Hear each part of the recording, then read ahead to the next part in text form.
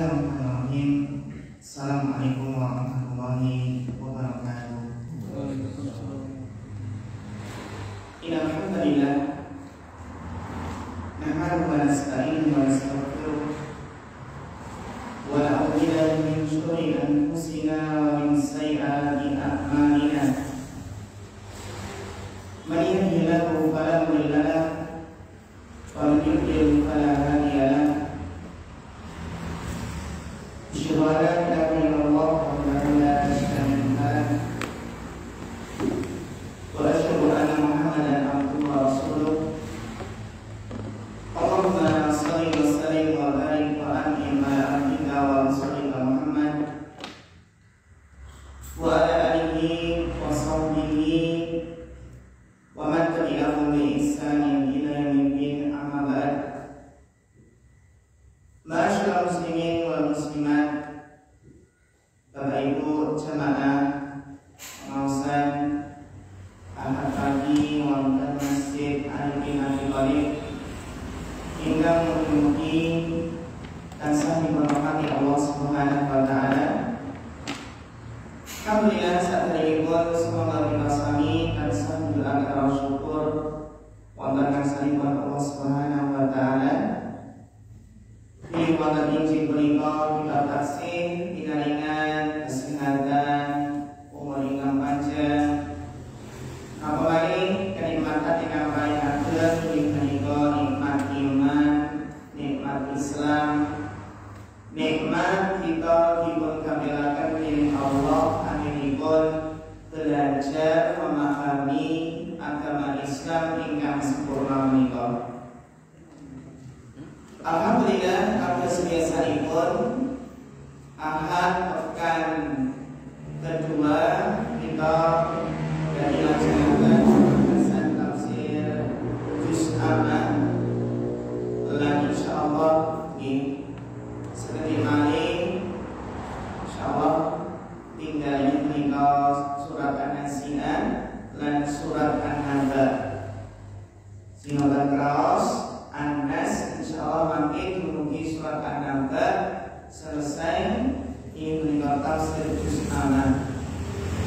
Mugi-mugi kita nyuwun dumateng Allah kanthi mempelajari tafsir juz ke-30 utawi juz amma menika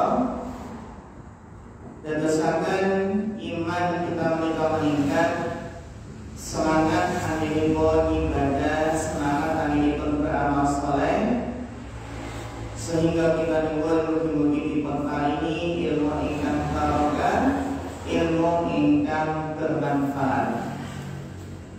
Pada pertemuan kemarin telah kita bahas tafsir surat An-Nazi'at ayat yang ke-1 sampai ayat yang ke-14. Pertemuan terakhir sebelum PPKM darurat, yang mana kemarin telah kita jelaskan beberapa sifat malaikat, adanya malaikat yang mencabut nyawa dengan keras. Sebaliknya ada malaikat yang mencabut nyawa dengan lemah lembut.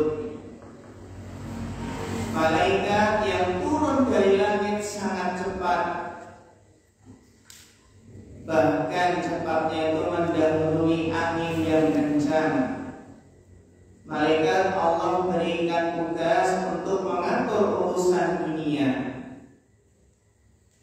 Dan juga kemarin tafsir surat An-Nazi'at ayat 1 sampai 14 menjelaskan tiupan pertama yang mengguncangkan alam, dan tiupan tersebut diiringi dengan tiupan yang kedua, sehingga terkesan hati manusia pada saat itu sangatlah takut. Saking takutnya takut, pandangan manusia pada saat itu tertunduk, sehingga orang-orang kafir seolah-olah tidak percaya bahwasanya akan dibangkitkan kembali. Mereka mengingkari kebangkitan dengan beranggapan karena tulang yang telah hancur lebur. Maka apa? Pengembalian hari kebangkitan itu hanya satu tiupan saja, maka manusia tiba-tiba bangkit.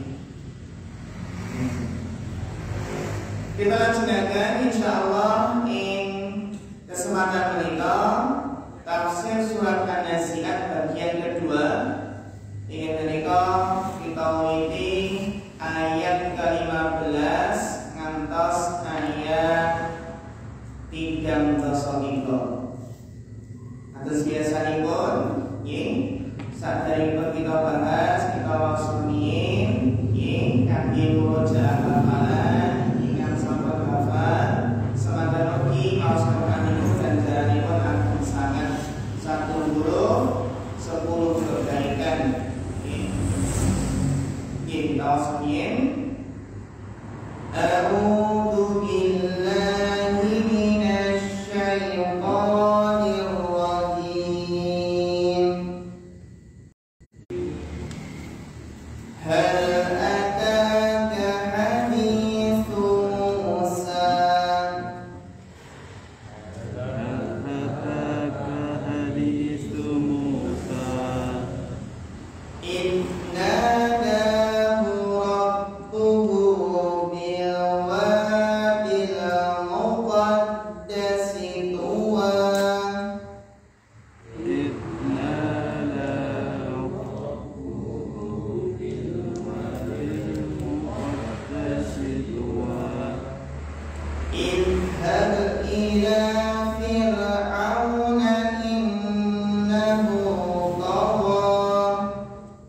Idhhab ila fir'auna innahu tagha. Faqul hal laka ila an tazakka. Faqul hal laka ila an tazakka. Wa ahdiyaka ila rabbika fatakhsha. Wa ahdiyaka ila rabbika fatakhsha. Fa'arahu al-ayata al-kubra.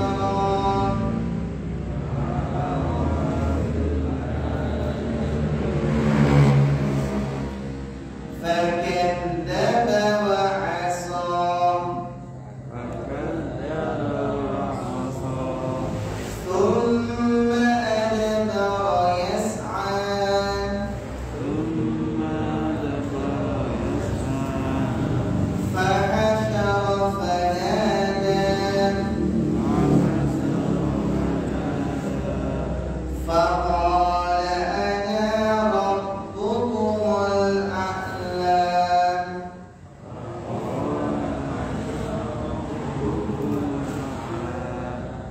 فأخذه الله نكال الآخرة والأولى. فأخذ الله نكال الآخرة والأولى. إن في ذلك لعبرة لمن يخشى. إن في ذلك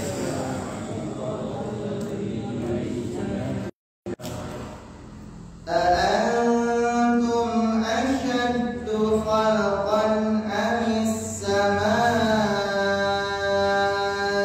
بناها.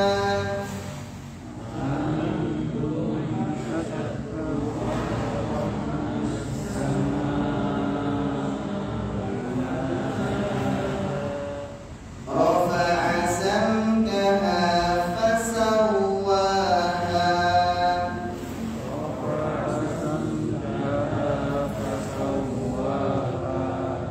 وأوحى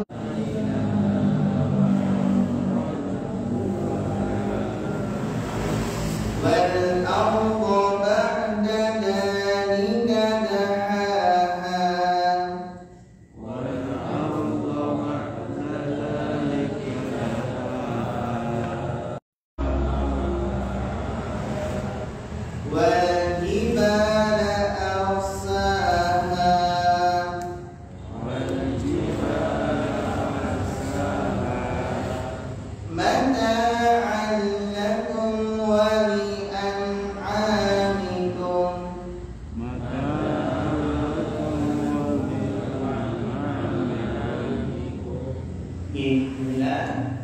Saya 33 ini Bapak ingkang betul jemaahipun saged dipun wasmi.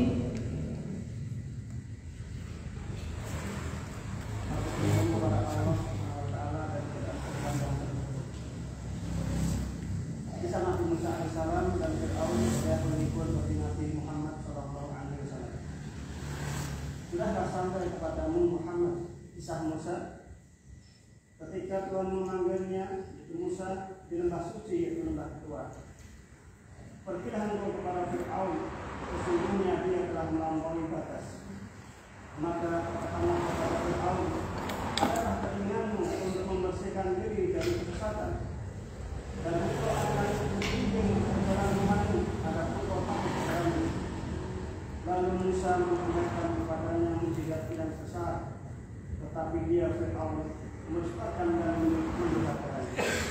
Kemudian dia berpaling seraya berusaha menantang Musa.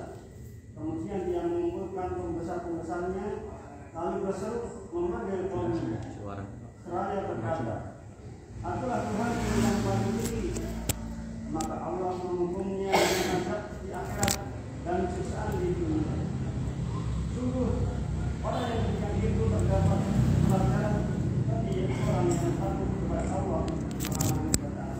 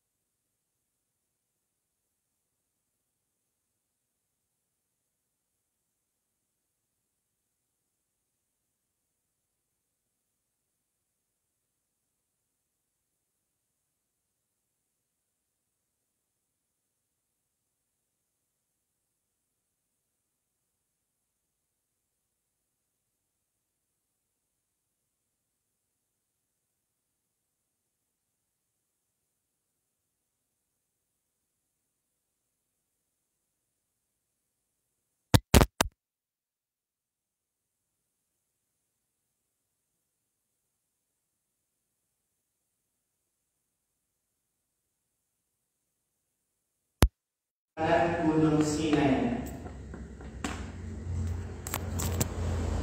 Nah, di lembah inilah Allah Subhanahu wa Ta'ala menurunkan wahyu kepada Nabi Musa. dan membekalinya dengan 2 mukjizat. Apa Bapak Ibu sekalian? Mukjizat Nabi Musa di sini yaitu Allah bekali dengan 2 mukjizat, yaitu tongkat yang berubah menjadi ular dan telapak tangan yang bercahaya. Ya. Ketika Allah memanggil Musa di lembah tua tersebut, Allah perintahkan idhab ila Fir'aun, pergilah ke Fir'aun. Fir'aun itu tagha, melampaui batas, memperbudak Bani Israel, membunuh anak laki-laki dan membiarkan anak perempuan mereka. Kalau kita lihat kisah Nabi Musa, Bapak Ibu sekalian, sebelum Nabi Musa ini dipanggil di lembah tua, sebelumnya adalah terjadi perjanjian antara Nabi Musa dengan Nabi Syuaib. Ya, yaitu apa? Perjanjian untuk menggembala kambing, ya, selama 10 tahun. Yang awalnya 8 tapi disempurnakan menjadi 10 tahun. Ini sebagaimana yang Allah firmankan dalam surat Al-Qasas, ya. Falamma qada Musa al-ajala wa sara bi ahlihi anasa min janibit turi nara. Maka ketika Musa telah menyelesaikan waktu yang ditentukan, yaitu kerjasama dengan Nabi Syuaib, akhirnya Bapak Ibu sekalian, Nabi Musa berangkat bi ahlihi, dengan apa? Dengan keluarganya, melanjutkan bepergian. Nah, ketika berangkat dengan keluarganya, anasa min janibit turi nara, maka Musa melihat melihat api di lereng gunung. Maka Musa berkata, qala li ahlihi umkusu. Nabi Musa mengatakan kepada keluarganya, tinggallah sebentar di sini dulu, saya akan melihat api tersebut. Ini anastu nara, sesungguhnya aku melihat api.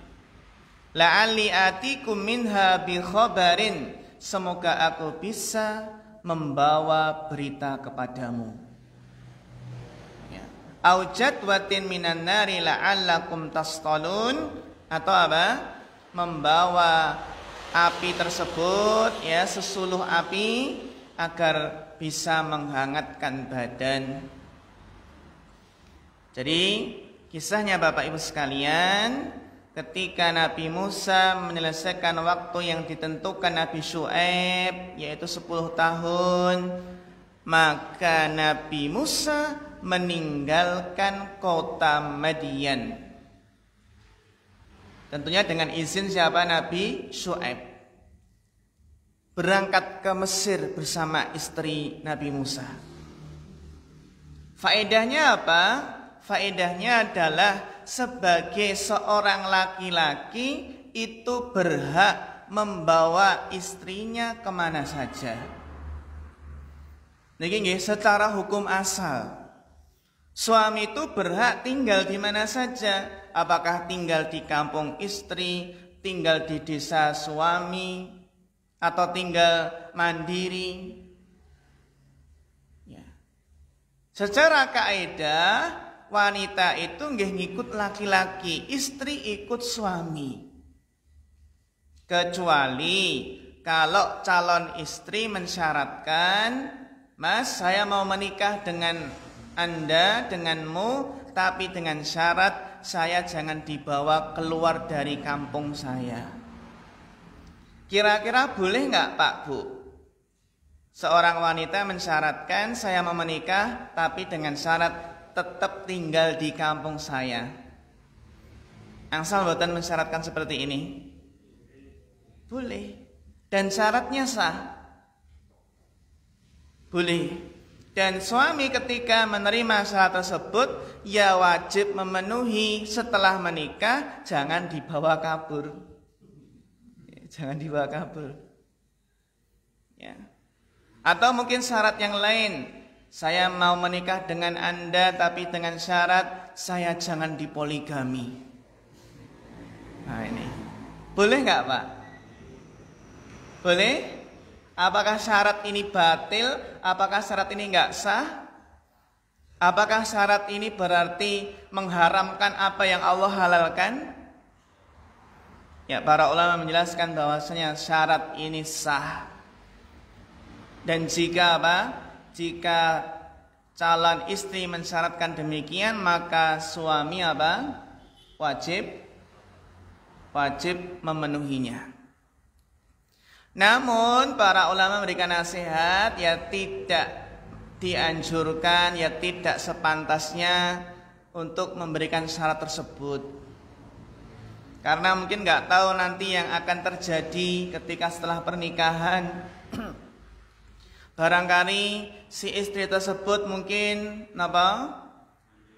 mandul, belum bisa memberikan keturunan, sehingga menyuruh suaminya untuk nikah lagi. Dan para ulama menjelaskan nanti ketika sudah menikah, pertengahan menikah, istri boleh membatalkan syarat tersebut. Boleh membatalkan syarat tersebut dan nikahnya tetap sah. Jadi itu namanya asyurutu fin nikah. Ada syurutun nikah, ada asyurutu fin nikah. Ada perbedaannya nggih. Maka dengan izin orang tua, yaitu Nabi Syuaib, berangkat menuju Mesir.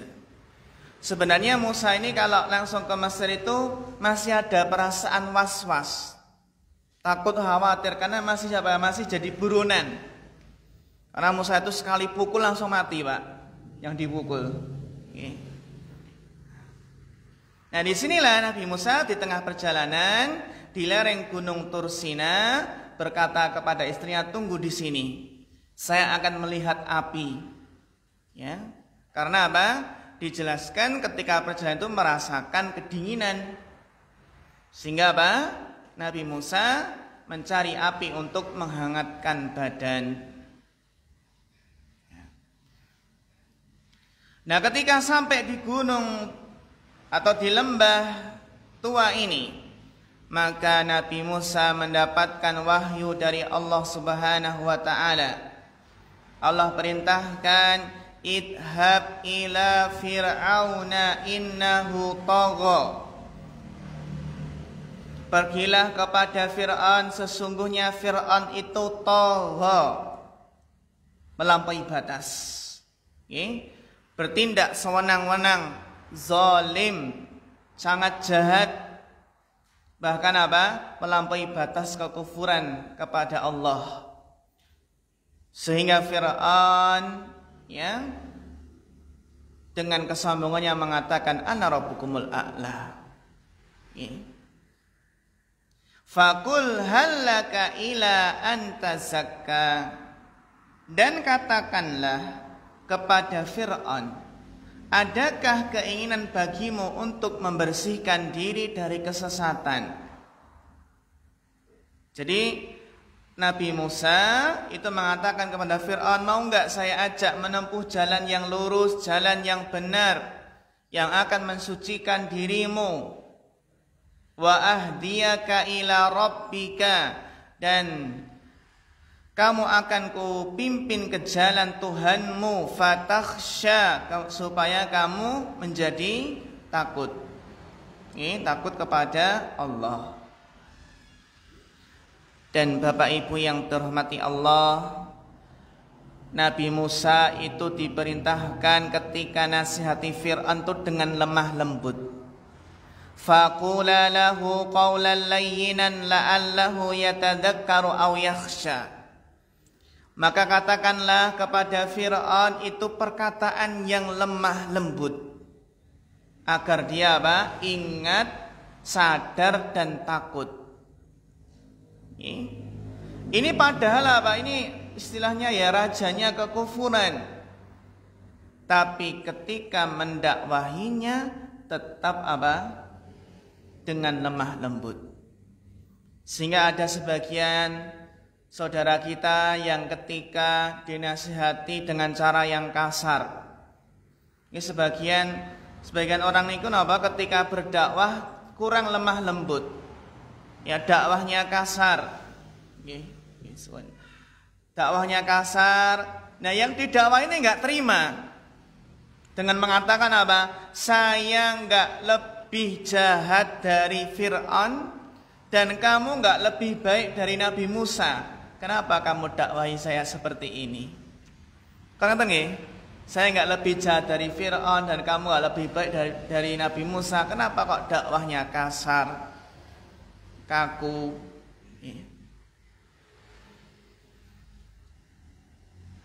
Bapak Ibu yang terhormati Allah. Nah, ketika Nabi Musa berdakwah dengan lemah lembut, apa yang terjadi? Yang terjadi adalah justru Fir'aun marah. Diajak mendengar ajakan Nabi Musa, Fir'aun marah dan minta bukti, minta mukjizat kalau benar kamu Nabi, wahai Musa, ya. Fir'aun meminta sebuah mukjizat. Fa'arahul ayatal kubra. Lalu Musa memperlihatkan kepadanya mukjizat yang besar. Ayatal kubra, mukjizat yang sangat besar. Jadi Nabi Musa menampakkan sebuah mukjizat yang sangat besar. Itu apa? Tongkat dan tangan yang bercahaya. Bagaimana Pak karakteristik dari tongkat ini? Dijelaskan dalam surat Al-A'raf ayat 107. Fa'alqa asahu fa'idha hiya su'banum mubin. Maka Musa menjatuhkan tongkatnya, melemparkan tongkatnya. Lalu seketika tongkat itu menjadi ular yang nyata, ular yang sebenarnya. Jadi memang tongkat tersebut jadi ular beneran, Pak. Ini bukan halusinasi. Berbeda dengan tukang sihirnya Fir'aun ketika melemparkan tali-tali, sebenarnya itu bukan ular, tapi apa? Ya, sejenis halusinasi, ya. Membuat mata penglihatan orang-orang itu sebenarnya itu tali, tapi apa? Disihir matanya agar kelihatan itu ular. Ya, berbeda dengan apa? Nabi Musa itu memang apa? Ketika dilemparkan, maka apa? Menjadi ular yang besar. Wa naza'a yadahu fa idza hiya baydha'u lin-nadhirin. Dan ketika Nabi Musa mengeluarkan tangannya, maka seketika itu tangannya menjadi putih bercahaya. Dilihat orang-orang yang melihatnya. Kalau kita kan kalau keluar dari saku, terus apa Pak? Mengeluarkan dari kantong itu juga bercahaya biasanya. Maksudnya apa? Senter HP yang nggak dimatikan gitu ya. Bercahaya itu ya. Senter HP yang lupa dimatikan. Nah, biasanya Musa itu melemparkan tongkatnya tersebut. Ini tongkat yang biasa digunakan untuk bersandar. Nah, ketika dilemparkan di hadapan Fir'aun, tongkat tersebut tiba-tiba berubah menjadi ular yang besar. Nggak cuma ular besar, bahkan apa Pak? Merayap dengan cepat. Memakan apa? Tali-talinya tukang sihir tadi. Jadi tongkat yang awalnya apa Pak? Benda padat, ketika dilemparkan nyentuh tanah, seketika jadi hewan yang sangat lentur. Napa niku? Ular. Ya. Itu mukjizat yang pertama. Mukjizat yang kedua yaitu ketika Musa memasukkan tangannya kemudian mengeluarkan kembali, seketika muncullah cahaya dari tangan Musa, terang bagaikan cahaya matahari yang menyinari bumi. Ya. Ini adalah tanda-tanda kekuasaan Allah, ya. Benda mati tongkat diletakkan di tanah jadi ular yang berjalan.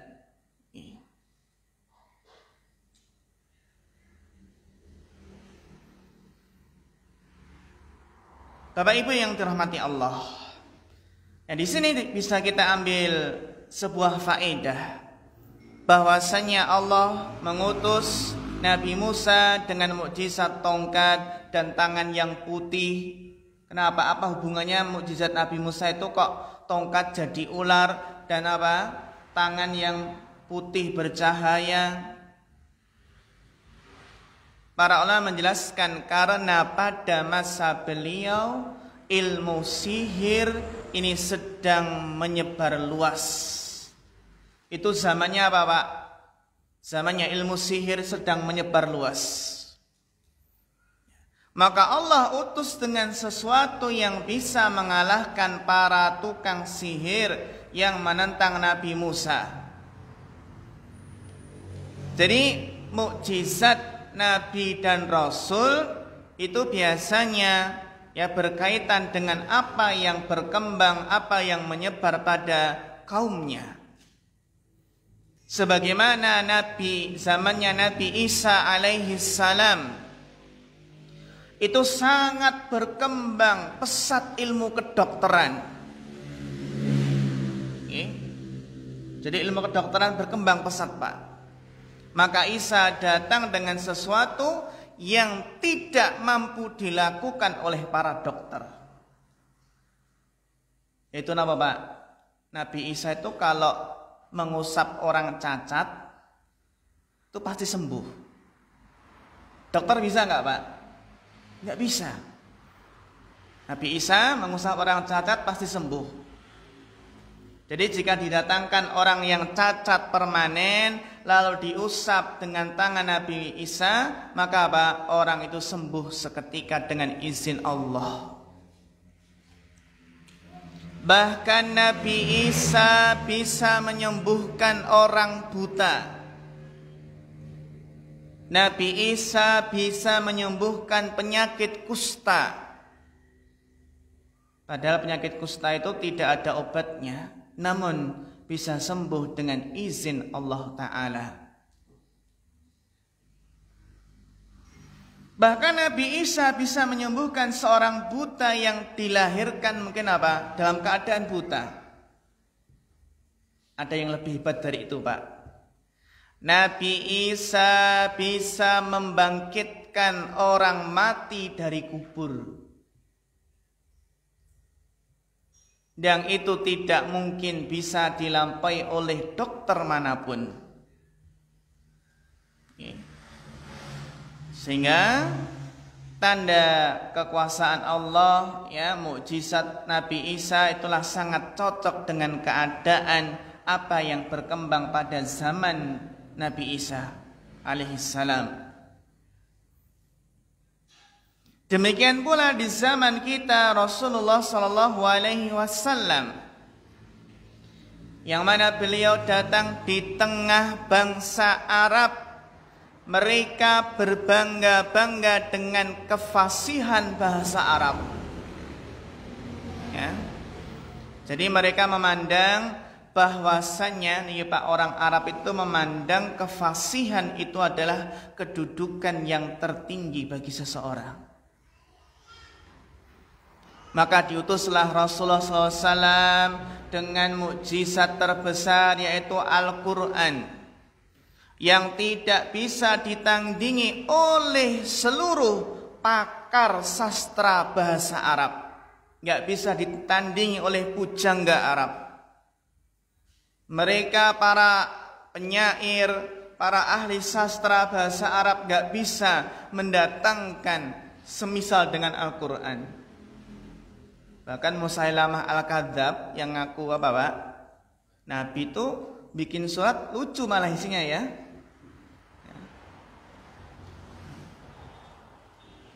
Sehingga Allah berfirman dalam surat Al-Isra ayat 88, "Qul la in ijtama'atil insu wal jinnu ala ayatu bimisliha au bimisli hadzal Qur'an."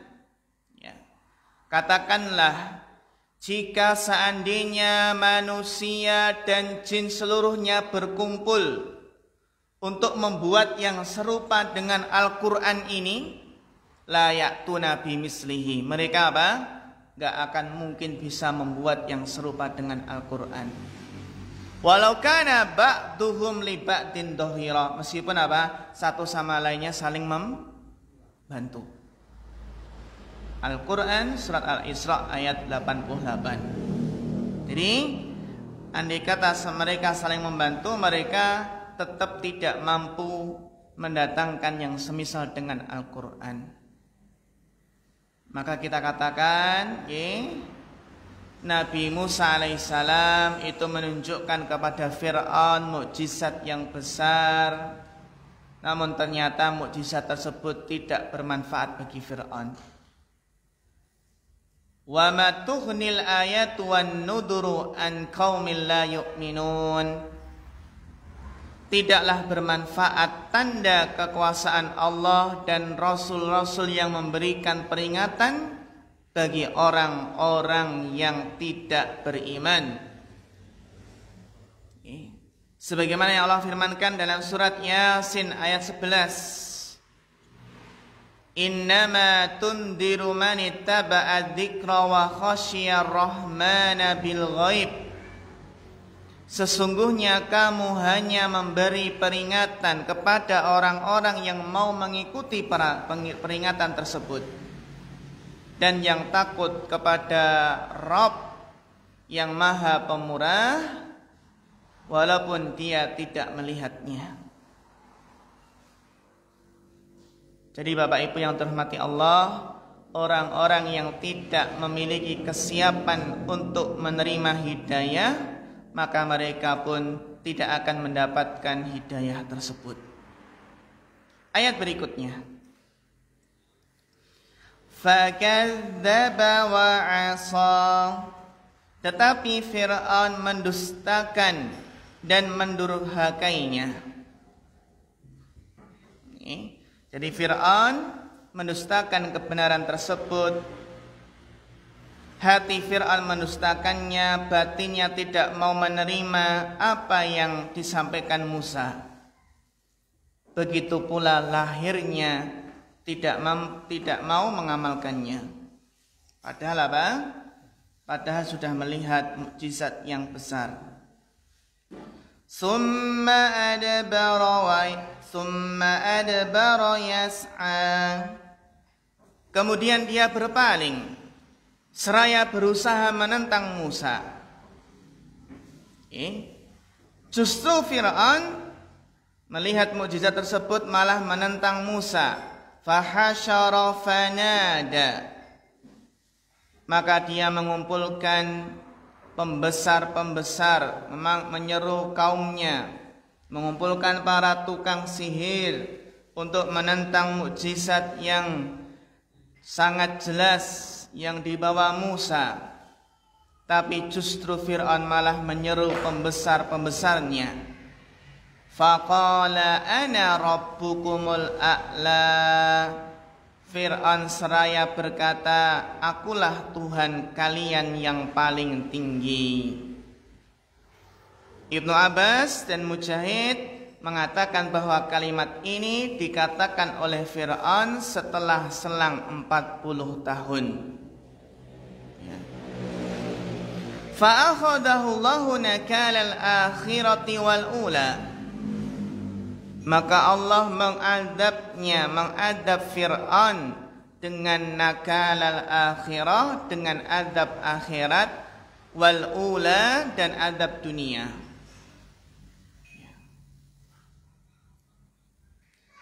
Allah menghukum dengan adab dunia dengan apa, Pak? Ditenggelamkan di lautan.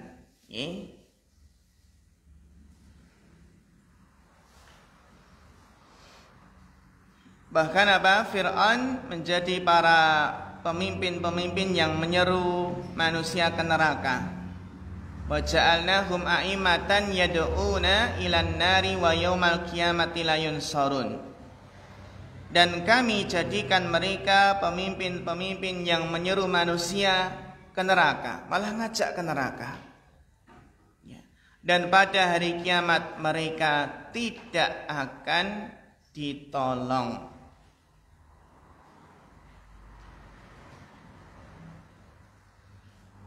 Maka kisah tersebut, Bapak Ibu yang terhormati Allah, pertandingan melawan para tukang sihir, ya, akhirnya memunculkan pemenangnya adalah Nabi Musa.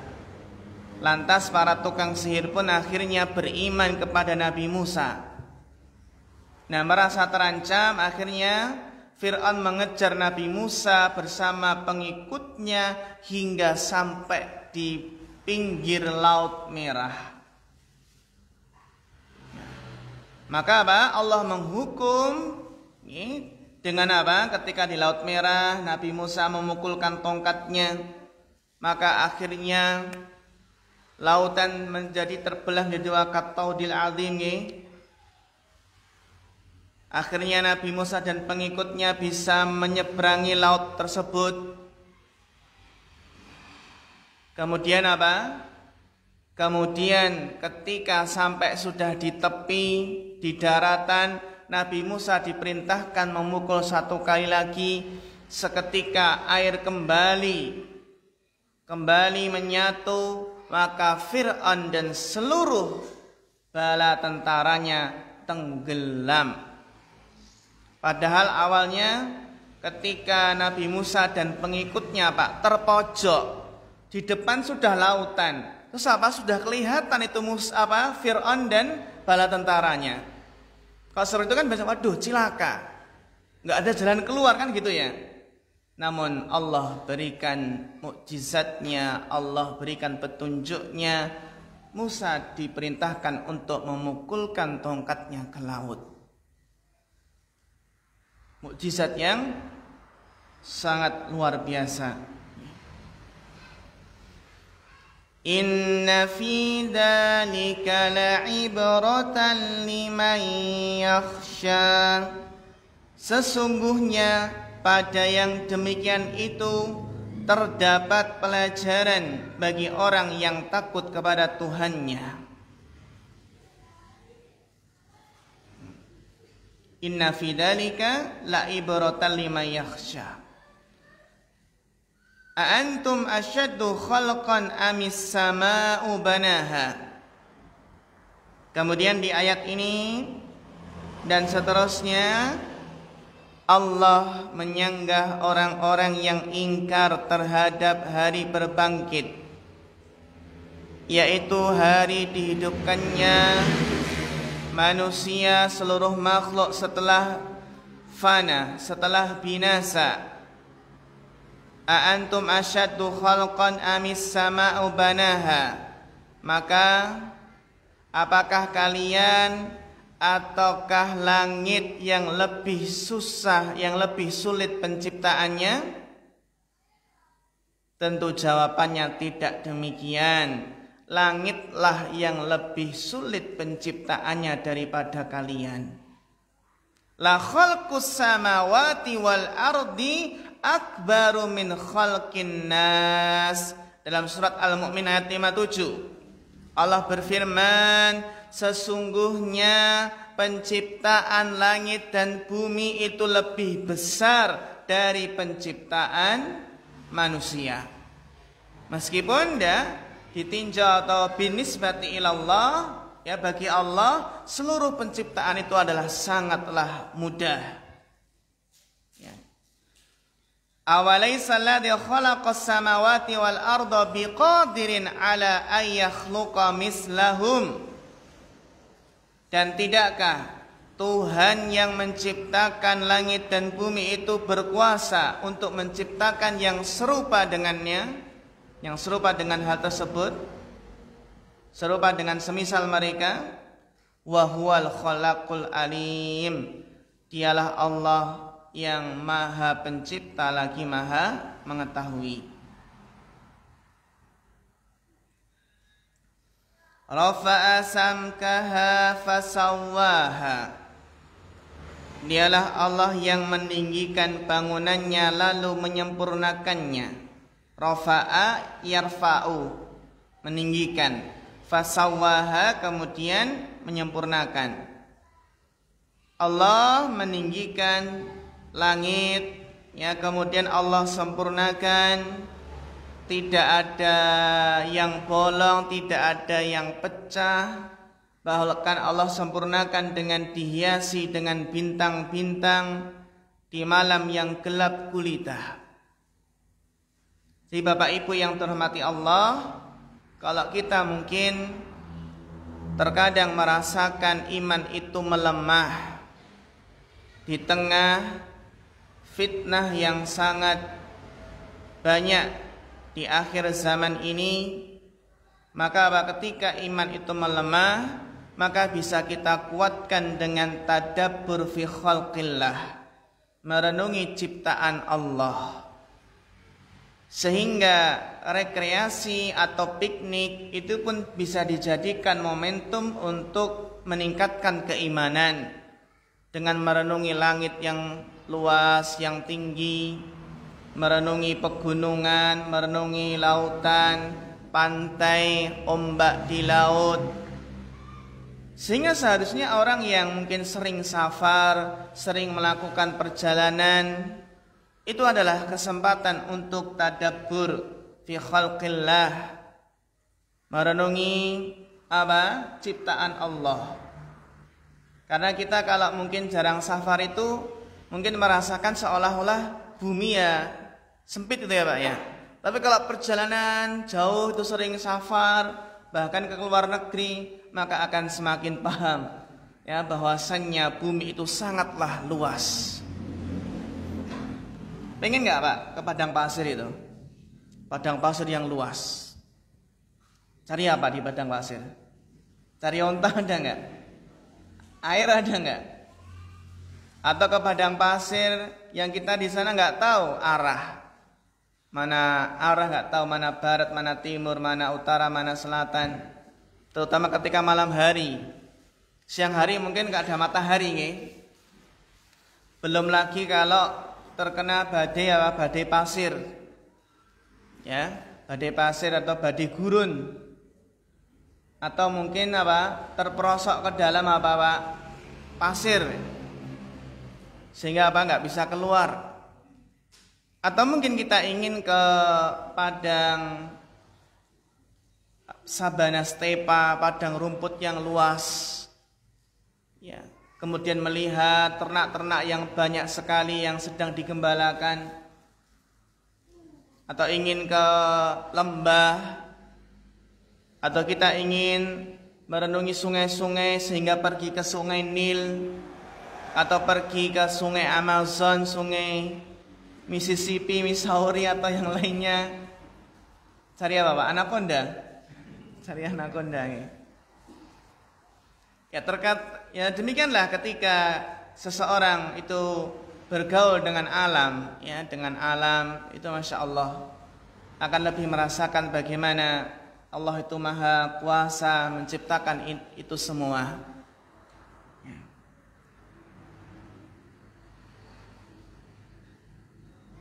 Wa aghtasha lailaha wa akhraja duhaha. Ialah yang menjadikan malamnya gelap gulita dan menjadikan siangnya terang benderang. Sehingga dalam gelapnya malam itu terdapat tanda-tanda kekuasaan. Di dalam terangnya siang hari terdapat tanda-tanda kekuasaan bagi Allah. Ya. Dan gelapnya malam ini akan terasa ketika mati lampu total. Akan terasa ketika bukan pada saat bulan purnama, ketika tanggal 6 ya, atau tanggal tua. Lebih terasa lagi kalau nggak ada genset, nggak ada lilin, nggak ada apa Pak? Nggak ada tontor ya, tintir, nggak ada lampu emergensi ya.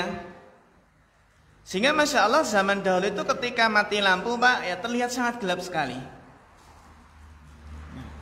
Dan terkadang seseorang ketika mati lampu teringat teringat nanti kalau di alam kubur apa ya gelap seperti ini ya. Ketika di alam kubur itu ada penerangannya enggak? Makanya kan orang ketika dikubur itu Pak dikasih apa itu? Kayak tongkat gitu ya dari bambu, terus dikasih apa itu namanya? Kayak bara api gitu namanya apa itu? Mowo, arang nggih, arang terus diapakan? Kasih minyak terus dinyalakan. Atau kasih lampu nggih. Katanya buat penerangan. Biar si mayit enggak ngerasakan kegelapan dalam kuburnya. Belum lagi degannya dipecah, terus disuruh siramkan biar enggak kehausan. Tambah lagi dipayungi Pak, biar enggak kepanasan, enggak kehausan. Bener kasih piring dan gelas. Itu nanti kalau mungkin dikasih makanan sama malaikat biar ada piring gelasnya itu ya. Kalau mungkin keyakinan orang Cina atau ya bahkan keyakinan orang Cina itu terkadang Pak? Dibakarkan uang itu nih, bakarkan uang atau bakarkan baju nanti bisa sampai. Ini ketika mungkin akal sehat, sebuah logika itu tidak difungsikan dan lebih fanatik kepada ajaran nenek moyang. Ya. Padahal agama kita secara tegas menyatakan bahwasanya wal baqiyatus sholihat. Bahwasanya amallah yang akan menemani di alam kubur, yang akan meneranginya. Ya. Bapak Ibu yang terhormati Allah. Kemudian wal arda ba'da dzalika dahaha, dan bumi sesudah itu dihamparkan. Dihamparkan luas. Sebagaimana nanti di padang mahsyar itu luas, Pak. Dan padang mahsyar itu datar. Enggak ada pegunungan. Enggak ada lembah datar. Yang mana seseorang di padang mahsyar tersebut akan dimintai pertanggungjawaban oleh Allah Subhanahu wa taala. Akhraja minha ma'aha wa mar'aha. Allah memancarkan darinya mata air, itu dari bumi, dan menumbuhkan tanaman-tanaman. Jadi mentadaburi ayat Allah itu pun bisa kita lakukan ketika kita mungkin nanam kacang, nanam jagung, Pak. Ketika kita tanam kacang, tanam jagung, terus kena air hujan, maka biji-biji tersebut bisa merekah. Seperti itulah kebangkitan manusia di alam kubur. Tersisa tulang ekor, dari itulah Allah membangkitkan. Nah, biji yang merekah ini itu akan tumbuh tanaman-tanaman. Itu adalah tanda-tanda kekuasaan kebesaran Allah Subhanahu wa taala.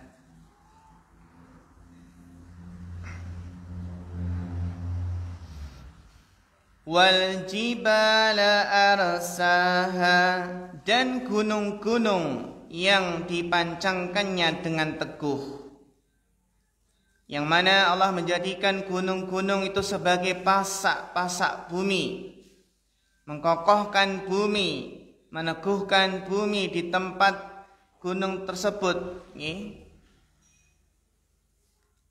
Dan kita pun kalau mentadaburi gunung bisa kita lihat gunung yang amat tinggi, belum lagi gunung berapi.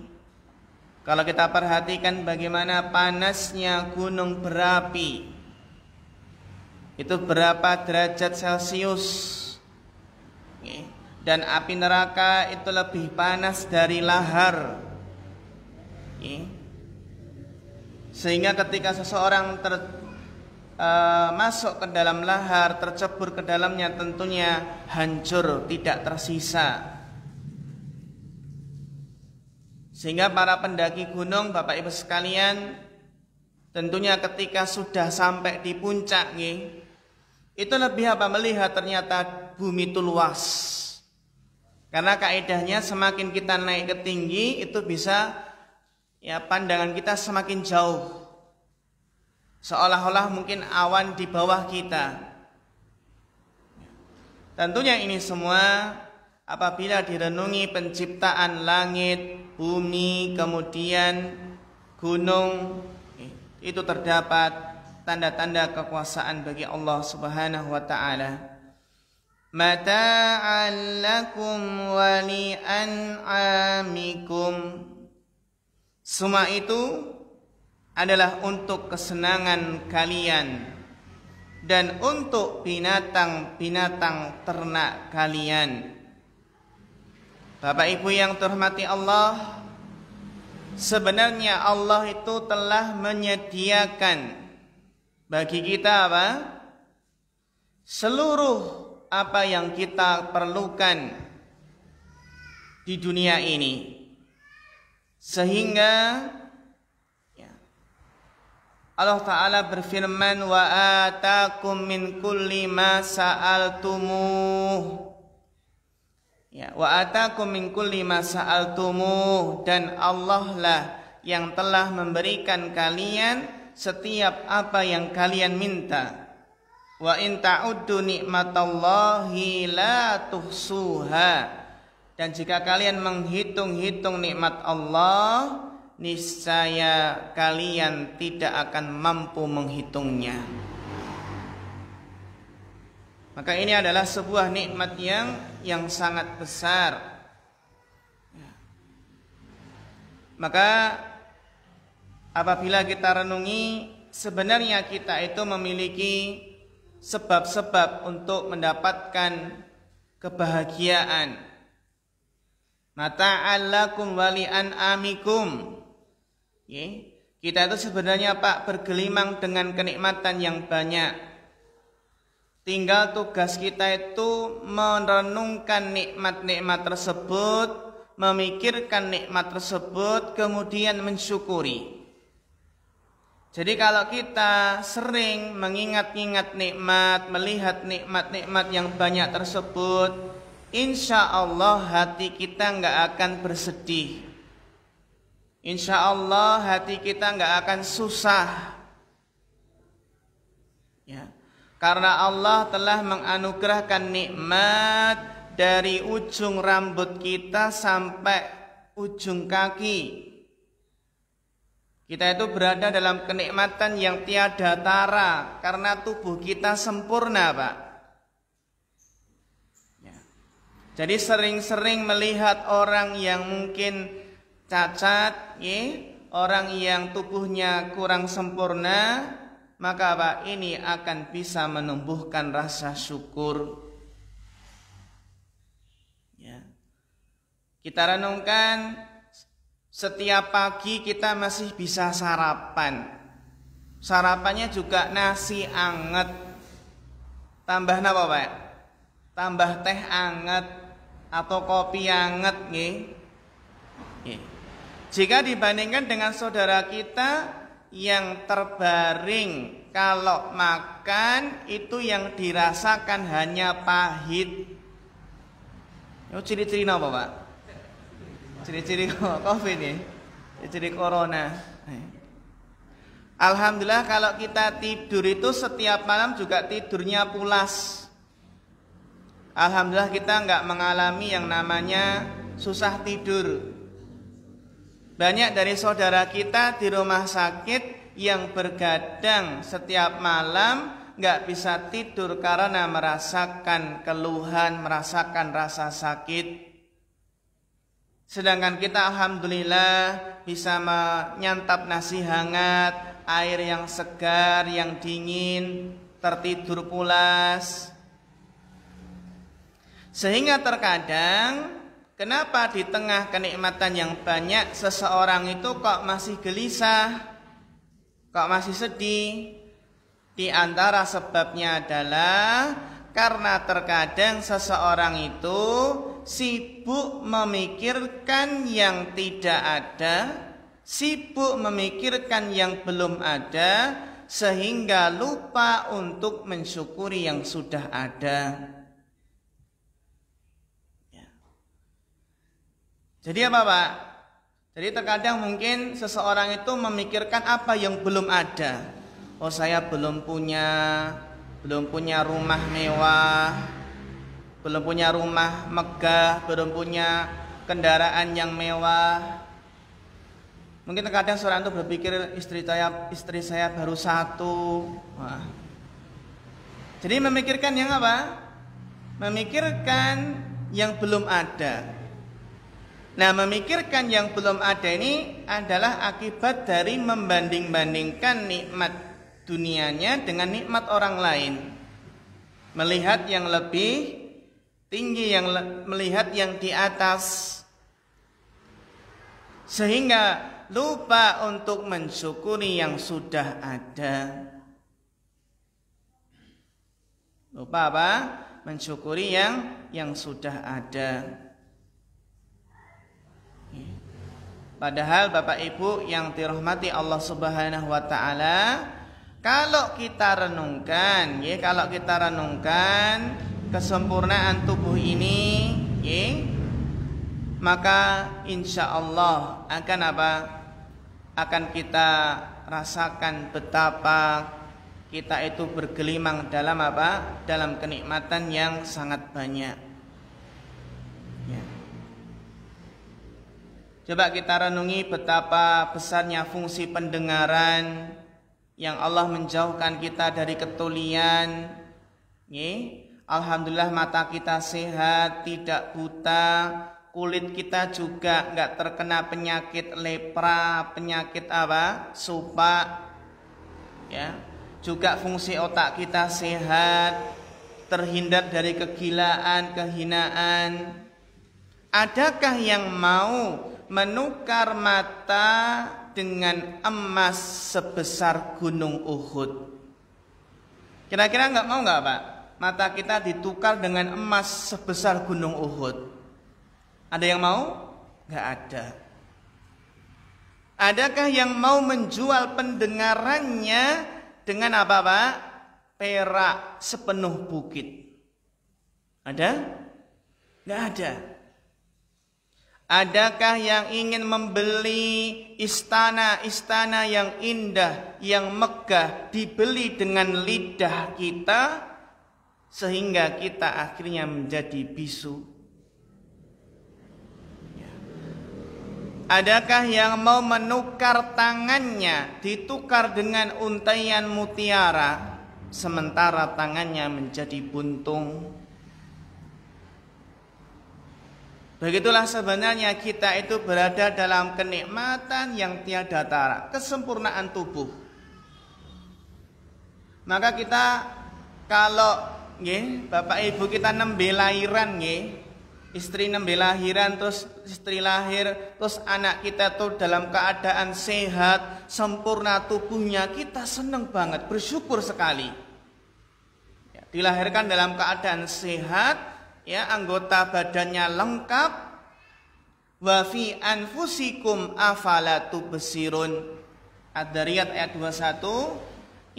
Allah berfirman, dan pada diri kalian, pada tubuh kalian itu terdapat tanda-tanda kekuasaan Allah. Afala tubsirun, maka apakah kamu tidak memperhatikannya? Sehingga Bapak, biasanya sebagian dokter itu ketika mempelajari tubuh manusia, terutama organ dalam, mempelajari jantung, mempelajari paru-paru, ginjal, kemudian lambung, mempelajari darah atau sel-sel, biasanya akan semakin kuat keimanannya.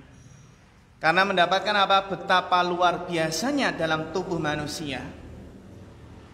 Dalam tubuh kita kan juga ada imun ya Pak. Imunitas, sistem kekebalan tubuh.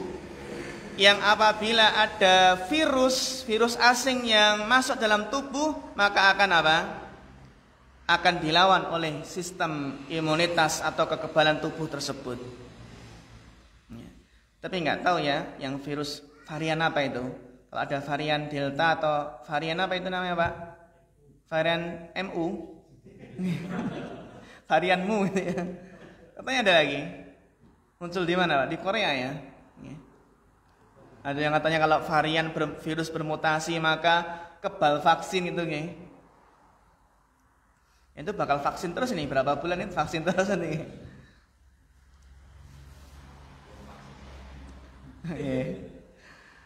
Ya. Jadi apa? Seseorang itu sedih dan gelisah karena lupa memikirkan nikmat yang sudah ia peroleh. Karena apa? Sibuk memikirkan yang belum ada. Demikian pula Bapak Ibu, seseorang itu sedih, gelisah, galau terkadang karena Bapak memikirkan masa lalu. Ternyata mengingat masa lalu itu juga bisa membangkitkan kesedihan seseorang. Ya, mengingat masa lalu, bersedih atas kegagalan ya di masa lalu. Ya. Kalau mungkin dalam rangka mengambil pelajaran, mungkin bagus mengambil pelajaran masa lalu. Tapi terkadang mengingat masa lalu itu terkadang tidak bermanfaat, justru membunuh semangat, memupus tekad, ya, bahkan mengubur masa depan yang belum terjadi. Sehingga terkadang apa Pak? Ya sebuah nasihat bahwasanya masa lalu itu sudah habis, kesedihan tidak mampu mengembalikan lagi, ya. Maka apa? Yang penting kita bisa mengambil pelajaran, ya. Jangan pernah hidup dalam mimpi buruk masa lalu, ya. Atau jangan hidup di bawah payung kelam masa silam, ya. Sehingga selamatkan kita dari bayang-bayang masa lalu. Karena kita nggak mungkin mengembalikan air sungai ke hulu, nggak mungkin mengembalikan matahari ya ke tempat terbitnya, nggak mungkin mengembalikan air mata yang sudah menetes ke kelopak mata. Tinggal bagaimana kita memperbaiki hari ini.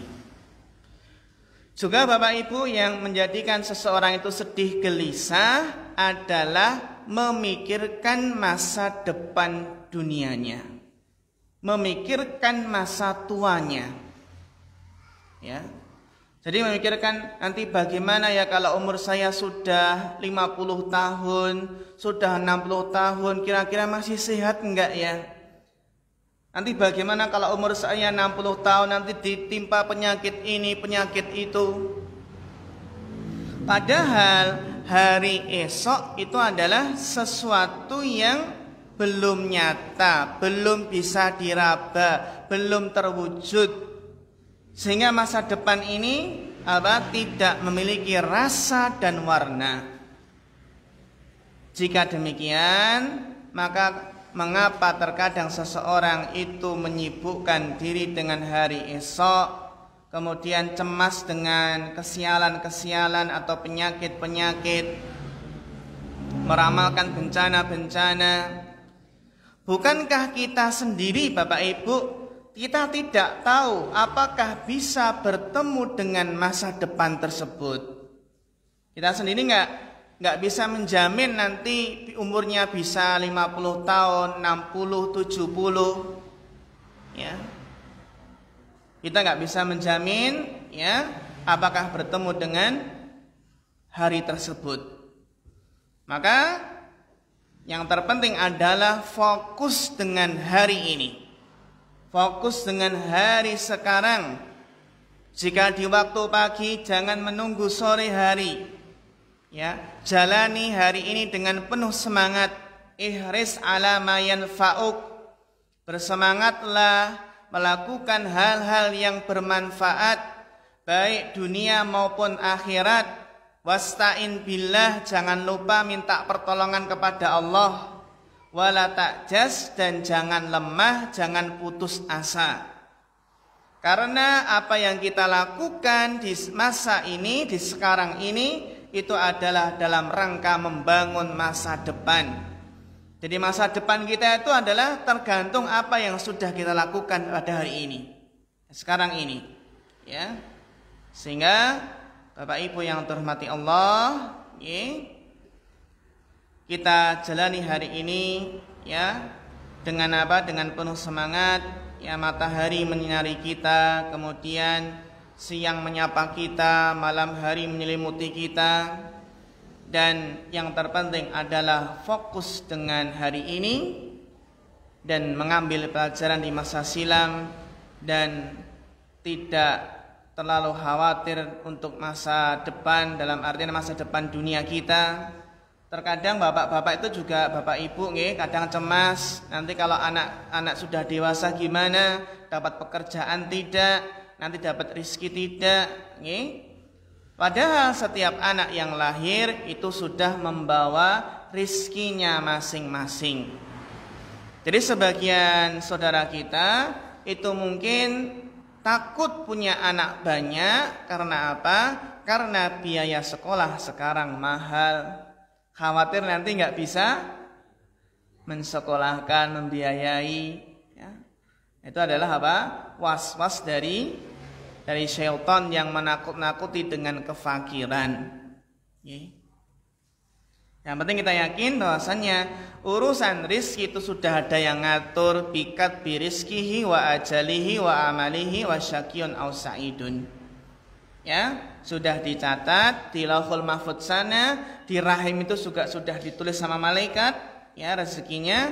Sehingga janganlah bersedih, semua itu akan terjadi sesuai dengan qada dan qadar, sesuai dengan takdir Allah.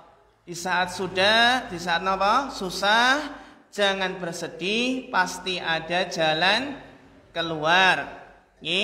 Jangan bersedih, jangan gelisah, tapi ingatlah Allah selalu, karena dalam mengingat Allah itu ada ketenangan. Jangan putus asa dari rahmat Allah. Jangan bersedih atas kegagalan usaha atau bisnis. Karena apa? Karena kita masih punya banyak kenikmatan dan masih punya banyak peluang untuk membangun kembali. Jadi Bapak Ibu, intinya ya jangan larut dalam kesedihan. Karena apa? Karena terkadang seseorang itu bersedih padahal hal itu tidak pantas untuk disedihkan. Ini sesuatu yang terkadang sepele. Maka Bapak Ibu yang dirahmati Allah Subhanahu wa taala, demikianlah tafsir dari surat An-Nazi'at.